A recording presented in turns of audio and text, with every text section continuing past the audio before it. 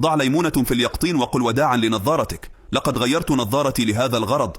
تفاجأ طبيب العيون عندما رأى اختباراتي.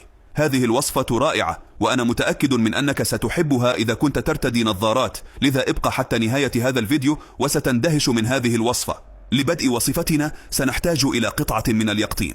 هنا أستخدم تلك ذات القشرة الخضراء، ولكن يمكن أن تكون أي قرع لديك في المنزل.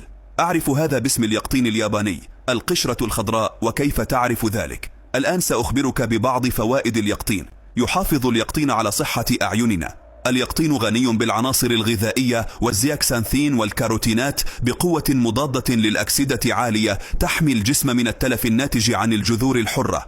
الحفاظ على صحة العين ومنع إعتام عدسة العين، كما أنه يساعد في إنقاص الوزن ويمنع مرض السكري ويقوي جهاز المناعة ويساعد في الوقاية من السرطان ويقاوم الإمساك ويمنع ارتفاع ضغط الدم والعديد من الفوائد الأخرى.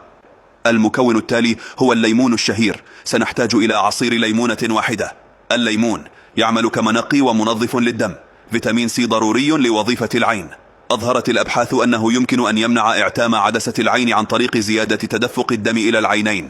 لذا عزيزتي سنحتاج أيضا إلى عصير ليمونة واحدة.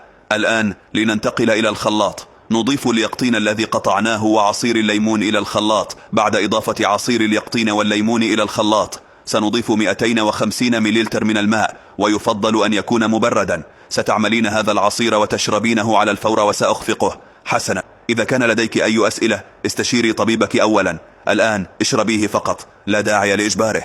أدخل هذه الوصفة في نظامك الغذائي 2 أو 3 مرات في الأسبوع، وأنا متأكد من أنك ستحقق نتائج ممتازة. أتمنى حقا أن تكون قد نالت إعجابك.